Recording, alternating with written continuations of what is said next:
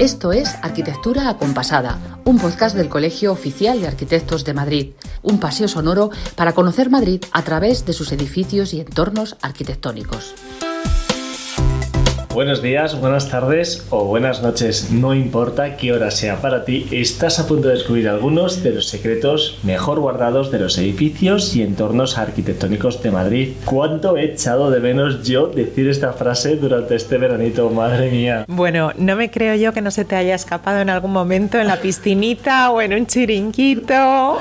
Ay, me has pillado, María Paredes. ¿Cómo estás? ¿Cómo han ido estas semanas de calorcito? Calorzazo, mejor dicho. Uy, qué maravilla. Ya sabes que yo feliz, José Alfonso Crespo, de disfrutar de mi estación favorita y además aprovechando muchísimo el tiempo para hacer un montón de planazos de los que nos propuso nuestra querida rastreadora Alicia Bajo en la agenda de agosto, y dando también muchos paseitos por Madrid, que a mí me encanta también en esta época, y alguna escapadita fugaz a la playa también ha caído, así que de lujo. Pues nada, cuánto me alegro de escuchar esto, María. Hemos cargado las pilas entonces los dos para afrontar este curso que viene con un montón de edificios y entornos arquitectónicos nuevos que no podemos esperar para descubriros a todos nuestros seguidores. Qué feliz me hace la vuelta al cole, José. Yo sé que a ti también. Es como cuando de pequeños estrenábamos lápices y libros y llenabas el estuche con toda la emoción, porque eso era sinónimo de que empezaban nuevas aventuras. Pues bien, aquí empiezan las aventuras de arquitectura acompasada de este curso y empezamos con un capítulo lleno de sorpresas. Bueno, sorpresas, muchísimas sorpresas para terminar la quinta temporada, ¿no? Eso es. Que damos fin a esta quinta temporada y empezamos una nueva sexta la semana que viene. Y bueno, pues cuéntame a dónde te has ido, porque por lo que dices, un edificio no muy conocido o muy conocido pero poco visitado, ¿puede ser? Mira qué listo es él, qué listo. La primera de las opciones, José, en este caso, se trata de un edificio o de todo un complejo de edificios, mejor dicho, que son una auténtica joya arquitectónica, pero que me atrevería a decir que la inmensa mayoría de nuestros oyentes en Arquitectura Acompasada no lo conoce. Se trata del Hospital de Epilépticos de Carabanchel, que está cerquita de Cuatro Vientos, tiene más de un siglo de historia, y qué historia, José. Está en perfecto estado y supone una buena muestra de arquitectura racionalista de la que imperaba a finales del siglo XIX, en este caso con un toquecito neomudéjar también. Bueno, veo efectivamente que vienes cargadita de fuerzas y con una cosa súper interesante. Qué buena pinta tiene lo que nos estás adelantando con este hospital, María. Deseando estoy ya recorrerlo contigo. ¿Con quién te has ido? Pues me he ido, José, con todo un experto muy querido en esta casa, que es además quien me habló de este lugar tan desconocido por primera vez. Y me consta que se lo descubre también a mucha gente, como va a hacer hoy en este podcast. Y él no es otro que don Carlos Irisarri. Bueno, pues claro, es que con Carlos nada puede salir mal, así que pues encantado de acompañaros ya a vosotros al Hospital de Epilépticos de Carabanchel. ¿Decimos lo propio? Decimos lo propio. Dentro Report. De 1899 data el lugar en el que me hallo, bien misterioso por cierto. Se trata del Hospital de Epilépticos de Carabanchel, cerca de Cuatro Vientos, que fue inaugurado por voluntad del marqués de Vallejo, Diego Fernández, que donó una gran parte de su fortuna para que este lugar se levantara. Y lo hizo por una preciosa razón, a la vez que triste. El marqués había perdido a su hijo a los 24 años a causa de la epilepsia y quiso que en España hubiera una mejor atención para todos aquellos enfermos de esta dolencia que aún se podían salvar. A día de hoy, la Fundación Instituto San José sigue funcionando como un hospital privado y concertado con un área de hospitalización y un área ambulatoria, y cuenta en este mismo recinto con un colegio de educación especial, un centro de día y una residencia para personas con discapacidad intelectual, un centro de día para personas con discapacidad física y una unidad de atención temprana. Y para hablar largo y tendido sobre este lugar tan singular y tan desconocido, porque me atrevería a decir que muchísimos madrileños no lo conocen, yo desde luego no lo conocía, estamos con Carlos Irisarri, un habitual ya de este podcast, arquitecto, y que tiene también otro podcast en esta casa. Es un placer, como siempre, estar contigo, Carlos. Muchas gracias por acompañarnos. Es un placer, María. Vamos, venir a hacer estas cosas, lo que más me divierte del mundo.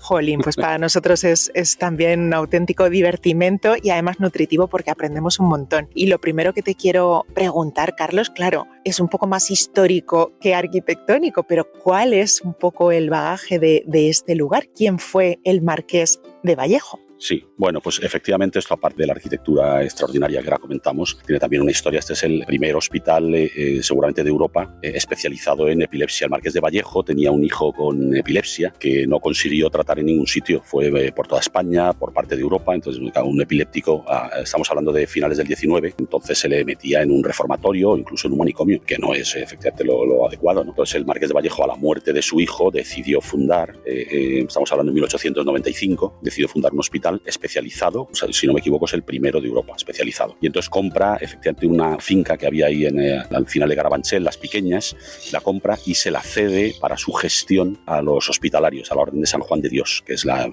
orden más especializada efectivamente en este tipo de asistencia, etcétera. Con la suerte además de que justo entonces esa orden se estaba reorganizando en España, tenía Benito Meni, ahora Santo San Benito Meni, pues tenía la misión de reorganizar, entonces la gestión cayó en sus manos y a su vez pues también se trajo a los mejores médicos, ¿no? Al doctor especialista en neurología muy famoso de entonces, el doctor Calleja, fue el primer director y esa es un poco la historia, ¿no? Se trata de montar efectivamente una institución modélica, que lo es en todos los sentidos. Ahora comentamos también su organización en planta, etcétera, y además, pues bueno, ya que su hijo no había podido tener esa asistencia, el marqués se la quiere dar a otros, ¿no? Recordemos, la Orden de Hospitalarios San Juan de Dios está para atender a desfavorecidos. Bien es cierto que tiene siempre la inteligencia de tener unas cuantas plazas, más, menos, etcétera, para gente con posibles, ¿no? A los cuales les cobran caro, con eso se paga el resto, ¿no? Esa es una circunstancia que se ha mantenido hasta hoy, vamos, que sigue el hospital vivo. El Instituto Asilo de San José entonces, hoy es Fundación Instituto San José. Claro, tenemos que decir que sigue funcionando. Sí, nosotros estamos ahora mismo sentados delante de uno de los pabellones, son 14 en total por lo que hemos visto, y este hospital sigue manteniendo sus fines originales y también con este modelo, ¿no? de poder tener la asistencia también gratuita para algunas de las personas que no tienen posibles. Sí, efectivamente, mira, prueba de que sigue vivo es que sean 14, porque originalmente eran 9. Se han ampliado, ¿no? Los que vamos a comentar hoy son estos 9 originales, pero se ha ido ampliando. Están además, como estamos viendo, perfectamente en perfecto estado, que es un cuidado de la arquitectura extraordinario, de la jardinería entre pabellones fantástico. Se ha ampliado hoy el uso, ya no es epilépticos, es en general para enfermedades neurológicas, y también están muy especializados en cuidados paliativos para enfermos terminales, por desgracia, pero bueno, aquí tienen sus últimos meses probablemente muy bien atendidos. La verdad es que es una historia preciosa, Carlos, porque, como bien decías, fue muy generoso el Marqués de Vallejo. Su hijo al final no lo pudo salvar, pero quiso empeñarse personalmente en que otros enfermos estuvieran bien atendidos, y detrás de esa historia, claro, lo que lo refrenda son las características arquitectónicas de este lugar para servir a esos fines tan nobles, ¿no? Entonces quiero preguntarte por esas características arquitectónicas de esta inmensa construcción y también de estos jardines, de todos los pabellones y de los jardines. Sí, muy bien. Pues efectivamente, el Marqués, en su generosidad, además, yo creo que no reparó en gastos. Llamó a un arquitecto de los más punteros de entonces, muy reputado, Federico Aparici, que era uno de los que organizó la Escuela de Madrid en sus primeros años. Él era catedrático de construcción, cosa que se nota, ahora comentamos también. Este era un valenciano, pero que casi toda su obra la hizo en Madrid. Es famoso también por la Basílica de Covadonga, que también muchos habréis visitado. Sí. Y este Aparici pues se trae a ayudarle a un amigo suyo, que luego fue un arquitecto también señaladísimo, que es Enrique Fort, que a su vez también era catedrático de tecnología. Quiero remarcar estas dos cosas de construcción y tecnología, porque ahora hablamos efectivamente del estilo de los edificios. Bueno, este Enrique Fort es también muy conocido. Hizo con Luis de Landecho, antepasado de un gran conocido nuestro. De Fernando, qué bueno. Se hizo el Ateneo en Madrid, la última reforma la reforma que se hizo entonces del Teatro Real, la hizo con Joaquín de la Concha, el ICAI en Alberto Aguilera, bueno, muy conocido. Bueno, pues esto es un momento efectivamente finales del 19 de historicismo, como sabemos, ¿no? Historicismo que muchas veces denostado y siempre se habla. Para mí es una época que reivindico constantemente porque me parece una época de una racionalidad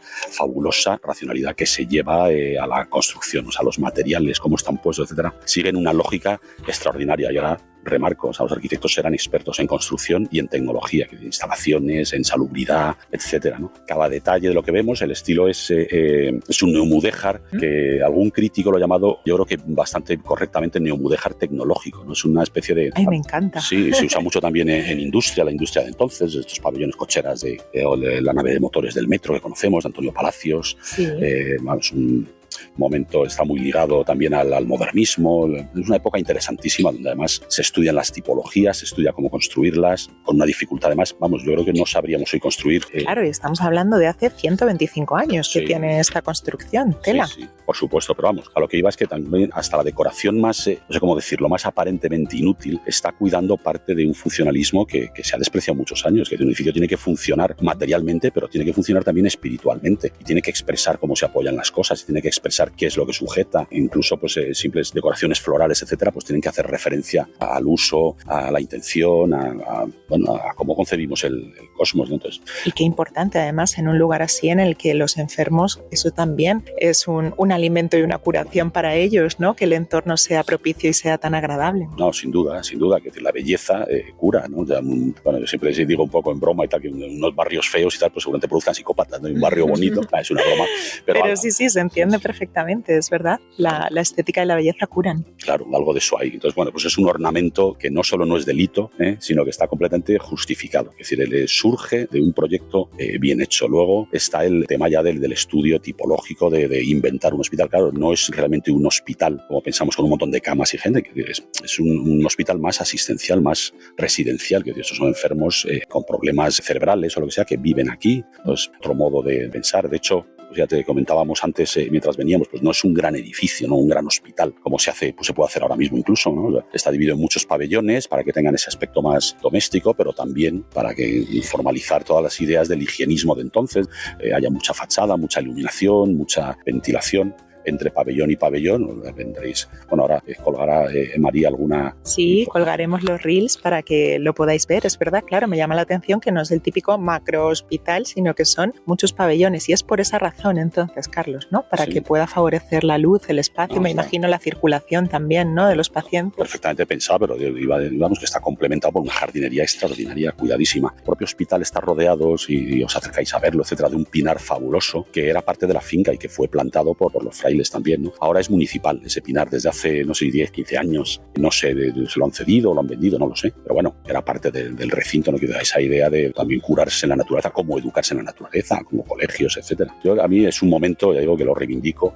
De arquitecto, uno de mis arquitectos favoritos, ya lo he dicho muy bien, es Domenech. Domenech estudia también estos usos. Domenech tiene hospitales de esta época que hay que visitar, el de Sant Pau en Barcelona, que está pensado ahí con el quirófano, está acristalado, los corredores que unen los planos. Y luego uno que es poco conocido, si pasáis por Reus, el Hospital Psiquiátrico de Reus, también lo hizo él. Tiene además un pabellón que es el de ilustres, los que pagaban a todos los demás, ¿no? Bueno, que es una maravilla. Además, cómo está pensado, con una celdita entre cada habitación. Cada 2 habitaciones hay una celdita en medio para que un celador pueda entrar y vigilar 2 habitaciones a la vez. Claro, estos enfermos pues tienen también mal dormir, los pobres, ¿no? Claro. Bueno, lo que digo es que parece que esto es como de un adornito. Esto, es decir, es solo una expresión de un proyectazo, es decir, un proyectazo y de un racionalismo fabuloso. Y una vez más, lo que siempre decimos en este podcast, que la arquitectura debe estar al servicio de la sociedad y desde luego en aquel momento, hace más de un siglo, ya pensaron en eso y además pensaron en los que en ese momento eran pues los más desfavorecidos, porque a este tipo de pacientes normalmente no se les tenía con tanto miramiento ni tanto cuidado. Como hemos comentado al principio, claro, estos pobres, un personaje con epilepsia pues acababa en un manicomio, ¿no? Que dice, pues, tampoco es el sitio más tal. Incluso, bueno, también alguien que sí tenga que estar en un manicomio, pues menudo manicomio se habría entonces, ¿no? Que este tipo de edificios los de planteamientos son muy novedosos, no los hay por toda Europa, en Viena, en varios sitios, ¿no?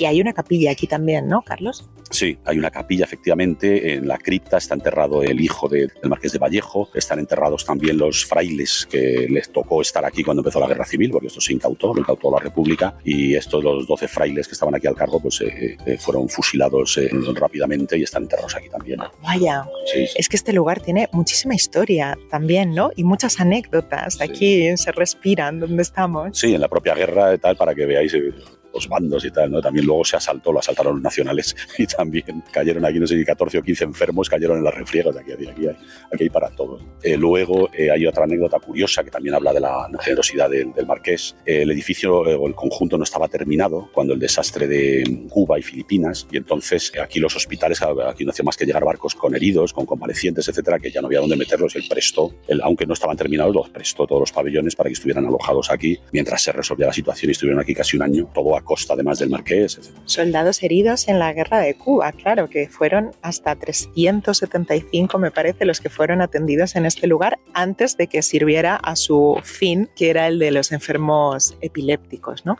Sí, efectivamente, sí. Bueno, habría que también, no sé, describir un poco los edificios para quien no los vea. Sí, por favor, vamos a escribir porque yo estoy maravillada con este neomudéjar tecnológico.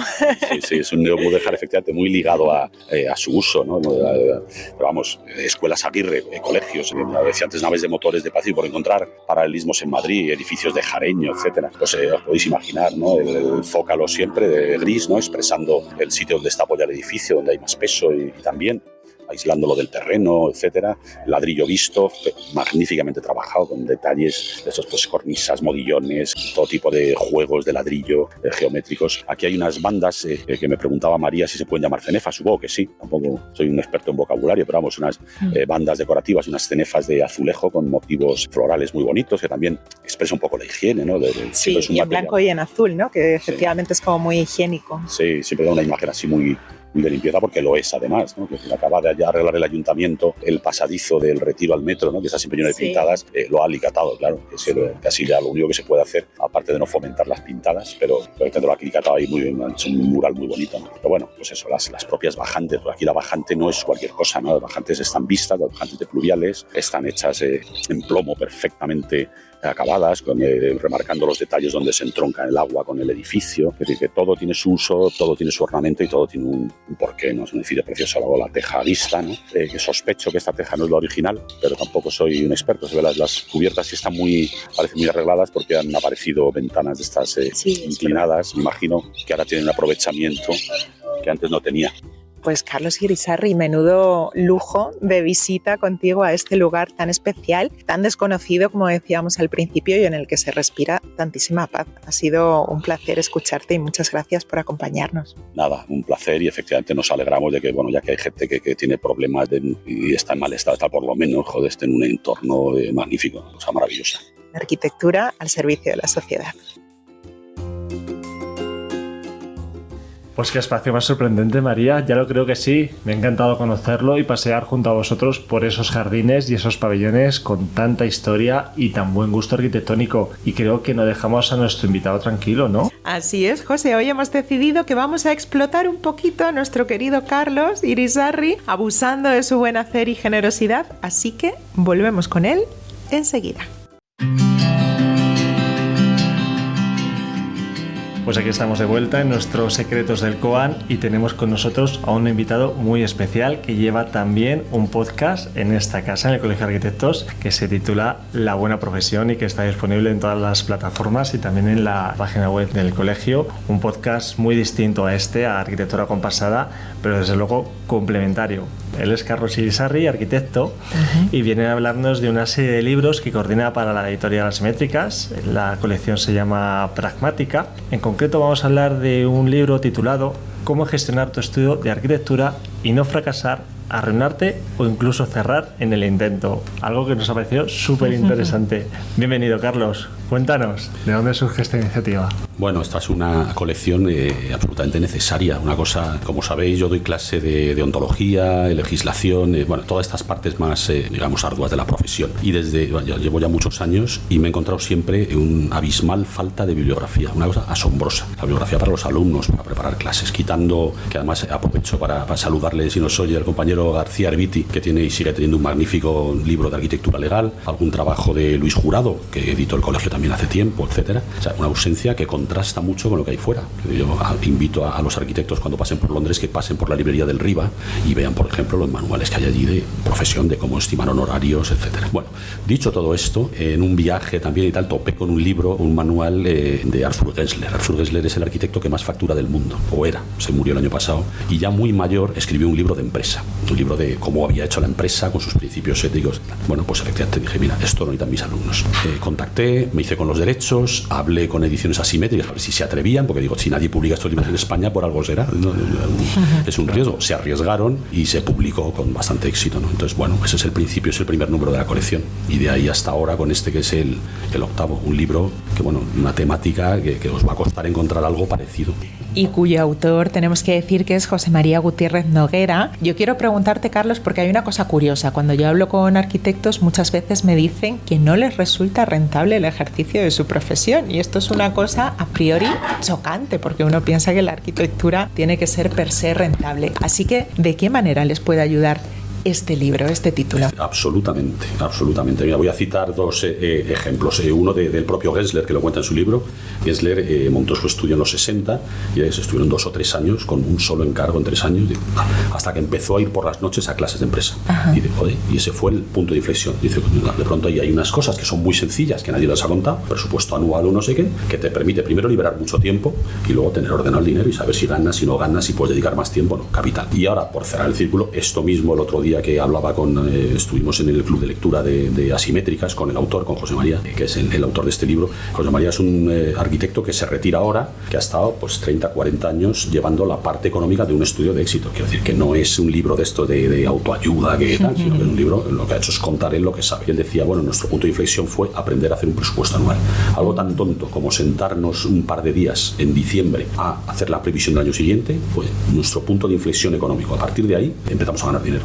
Claro, determinante. Algo tan tonto como eso, ¿no? Pues súper interesante y súper práctico, más que nada porque básicamente es esta concepción de que un estudio de arquitectura es una empresa, un club de amigos y compañeros que es una empresa no extraña, es una empresa de servicios, como puede ser un diseño, como puede ser un peluquero, como puede ser un dentista. Yo siempre cuento, y es verdad, la primera persona que me habló de la necesidad de marketing, etcétera, en arquitectura fue mi dentista. Están muy avanzados como empresa de servicios, los dentistas están súper avanzados, que saben perfectamente su negocio.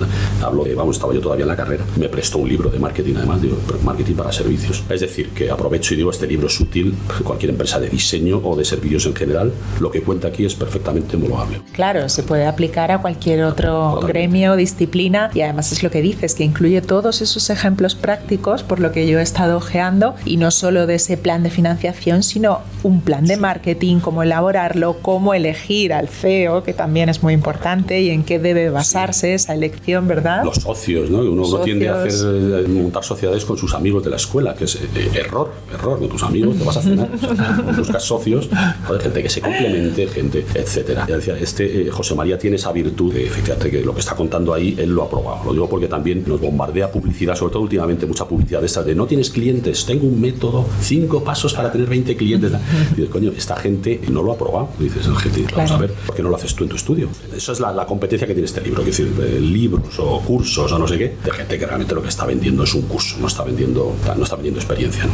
Como hace José María. Te está vendiendo un producto y no el consejo que realmente necesitas. Consejos que nos encontramos, por ejemplo, cómo elaborar un buen presupuesto, cómo se calculan los honorarios, que por supuesto pueden y deben ir incrementándose a medida que el proyecto se amplía, porque así lo demandan los clientes, ¿verdad? Sí, claro. El tema de los honorarios probablemente es de toda la gestión económica de un estudio el más difícil, lo digo por experiencia mía, de mis trabajos y también por mis alumnos, que yo mantengo contacto con mis exalumnos. No voy a decir el número, que me da vergüenza, pero ya son muchos, pero además que se lo digo en clase, tenéis servicio postventa gratuito, garantizado eternamente.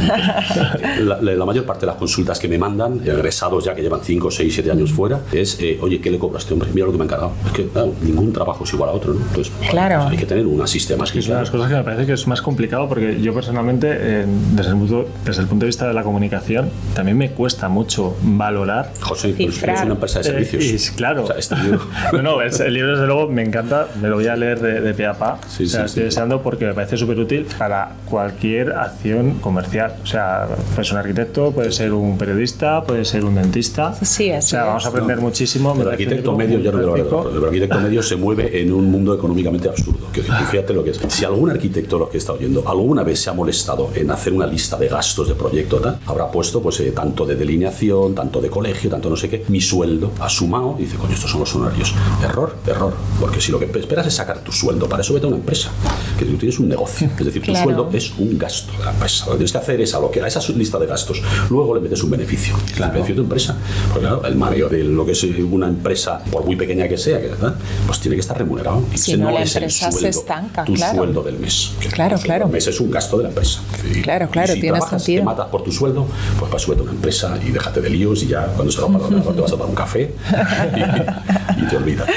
Carlos, y por ejemplo, ¿qué otros títulos coordinas tú dentro de esta colección? Mira, voy a aprovechar esa pregunta para hacer un llamamiento. Colegiados con experiencia en lo que sea, etcétera, no sabéis lo que nos cuesta encontrar títulos y autores. Ajá. Porque, bueno, pues queremos efectivamente que no sean libros teóricos, queremos gente que lo haya probado, ¿no? Y por lo que sea, pues la gente tiene pereza, etcétera, pero bueno, hay que también hay que devolver a la sociedad, ¿no? Claro. Pues, si hemos conseguido ser buenos en algo, saber de algo, marketing, etcétera, oye, contactad conmigo que estamos buscando. Llevamos 8 títulos, algunos son un poco más teóricos, otros más prácticos, pero bueno, hay alguno mío, son apuntes que he preparado para los alumnos y con los años pues han acabado muy completos. Hace poco salió uno de propiedad inmobiliaria, por ejemplo, que dices, bueno, hay que saber legislación, pues como decía Alberti, hay que saber la justa para no dejar un pufo detrás nuestro. Entonces eso es lo que viene. Grande, Alberti, siempre. No os liéis con un libro de código civil y tal, que joder, yo recuerdo esta asignatura en mis tiempos, pues empezaban por la Constitución y joder, me cago en la leche. No, aquí vamos al grano, lo que hay que saber, la propiedad inmobiliaria. Hay uno, por ejemplo, muy curioso de un sociólogo danés sobre gestión. La tesis de este hombre es que da igual que hagas un buen proyecto, o sea, mucho más importante es saber gestionarlo, saber venderlo, saber convencer al político que te lo va a cambiar, de que no lo cambie, etcétera. Entonces ese libro es bastante curioso, es arduo de leer, pero es muy revelador, ¿no? Es la historia de un proyecto durante 10 años, de un intento de peatonalizar una ciudad y cómo van cambiando el proyecto los partidos políticos, la prensa, ¿no? Siempre se ven las razones que están detrás, que es lo que nos interesa. Es decir, bueno, esto lo sabemos, ¿no? Hay proyectos magníficos que no ganan concursos, incluso lo que se hace respecto a lo que gana el concurso siempre es muy distinto, ¿no? Entonces, bueno, pues el arquitecto no está de más que sepa cómo lidiar con esas cosas y saber que si hay alguien muy pesado con cambiar algo, pues averiguar qué es lo que le pasa, ¿no? Pasa en el libro ese, hay un periódico que está haciendo campaña siempre contra el proyecto y se descubre que tiene un solar cerca de donde se va a hacer, entonces le fastidia sus planes. Bueno, pues ese otro ejemplo. Tenemos un manual breve, pero que está muy bien sobre los coworking, ¿no? También un libro estupendo que anticipa un poco pues, de nuevas tipologías que vienen, maneras de organizar el trabajo, tal. Este a lo mejor es más teórico, pero bueno, estrategia. Sancho Pou, que es un experto yo es un poco un gurú, ¿no? Tenemos 2 tomos suyos sobre efectivamente cómo se ha usado la arquitectura para vender productos y cómo se ha vendido la arquitectura desde los años 50 hasta ahora, ¿no? Con ejemplos muy curiosos, ¿no? de directores de empresas que eran arquitectos y aprovecharon la arquitectura para vender detergentes, ¿no? De la Lever House en New York, que todos conoceréis, etcétera. Tiene otros sobre intangibles. Bueno, hay un poco libros muy de aplicación y otros un poco de expandir la mente hacia dónde va la profesión, ¿no? Que también pretendemos no quedarnos en el hoy, sino ir ya viendo el mañana. Pues estaremos muy pendientes de esta colección, ¿verdad, José? Que seguro que nos va a aportar un montón de cosas interesantes, sobre todo, por supuesto, a los arquitectos, y además es que tenemos que decir que Asimétricas nunca falla. Siempre es interesante lo que publicas, siempre.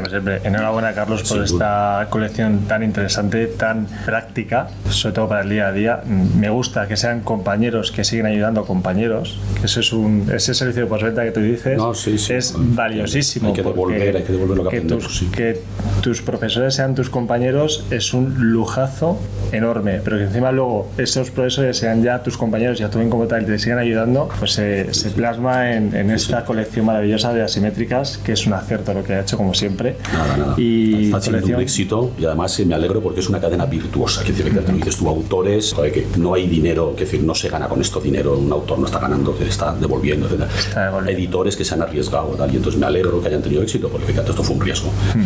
Veréis que no hay otra colección parecida entonces pues bueno, pues una cadena de ayuda mutua, pues así se concibe y así nos encanta que sea. Os deseamos todo lo mejor a Asimétricas, que siga funcionando esta colección pragmática, el libro que tenemos entre manos, Cómo gestionar tu estudio de arquitectura y no fracasar, arruinarte o incluso cerrar en el intento, de José María Gutiérrez Noguera, y nuestro compañero de podcast, Carlos Irisarri, que es un placer verte siempre aquí. Muchas gracias. Y esperamos volver a verte prontito para que nos hables de tus futuros proyectos, que sabemos que son muchos. Fenomenal, muchas gracias. Un placer, Carlos.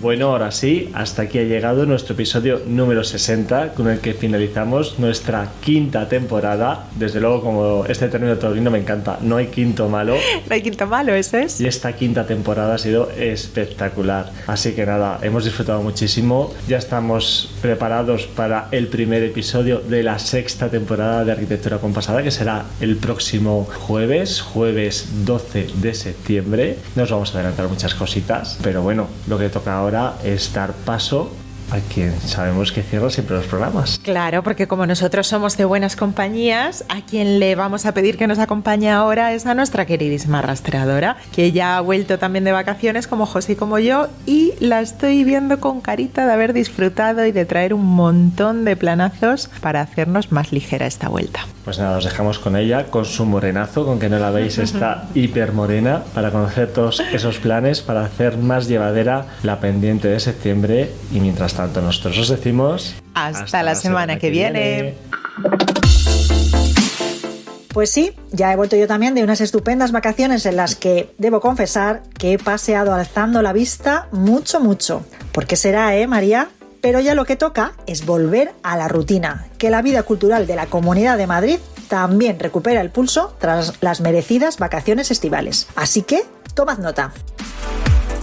Empezamos en Móstoles, porque en el marco de sus fiestas patronales vamos a poder viajar al Móstoles del siglo XVII. Será a través de una ruta teatralizada gratuita el domingo 8 de septiembre, en la que se recrearán escenas basadas en hechos reales sobre la historia del municipio. En esta vuelta al pasado, que comenzará en el Museo de la Ciudad, los actores vestidos de época recrearán 4 escenas basadas en hechos reales, en el patio de la casa de Andrés Torrejón y en el exterior e interior de la ermita de Nuestra Señora de los Santos. Habrá 2 pases, a las 11 y a las 12 de la mañana, que se pueden solicitar en museociudad@mostoles.es.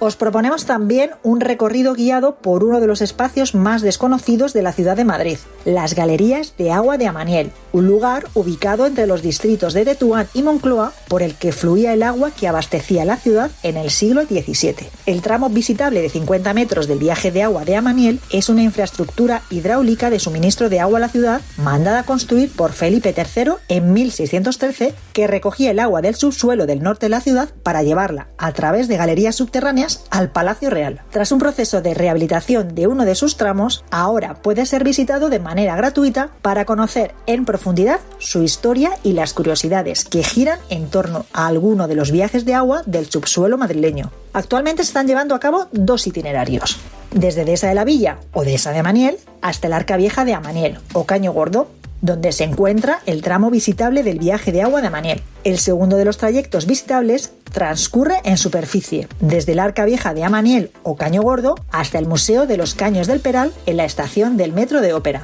¿Y cómo apuntarse a este planazo? Por correo electrónico a info@madrid.es o llamando al teléfono 91 480 2141. Y este plan, José, apúntatelo en tu agenda, que sé que tienes muchas ganas de ir. Hablo de visitar el Prado de noche, porque este sábado 7 de septiembre, como siempre al principio de cada mes, la Pinacoteca madrileña abre sus puertas de manera gratuita entre las 8:30 de la tarde y las 11:30 de la noche. En esta ocasión se podrá disfrutar de las últimas fechas de la muestra Arte y Transformaciones Sociales en España 1885-1910, que cerrará sus puertas el próximo 22 de septiembre. Y nos quedamos ya en el COAM, para disfrutar también de los últimos días de la Expo Racionalismo de Campo, de José Manuel Juan Soto, que recuerdo trata sobre los pueblos de colonización que se crearon a mediados del siglo XX y que puede verse hasta el 12 de septiembre en la Sala Mercadal del colegio. Precisamente ese lunes 12 de septiembre, desde el CUAM nos vamos hasta la Facultad de Geografía e Historia de la Universidad Complutense para participar en el seminario La ciudad universitaria en el archivo UCM. Esta jornada forma parte del ciclo de seminarios de investigación en torno a los principales archivos de arquitectura que documentan los edificios y el urbanismo de la ciudad universitaria que organiza el COAM junto a la ETSAM, al Grupo de Investigación Paisaje Cultural y a la Universidad Complutense de Madrid con motivo de la celebración del 100 aniversario de la ciudad universitaria en 2027. Y hasta aquí las propuestas culturales de arquitectura acompasada, que también puedes consultar en nuestra página web www.coam.org y en nuestras redes sociales. Hasta la semana que viene. Has escuchado Arquitectura Acompasada, un podcast del Colegio Oficial de Arquitectos de Madrid. Un paseo sonoro para conocer Madrid a través de sus edificios y entornos arquitectónicos.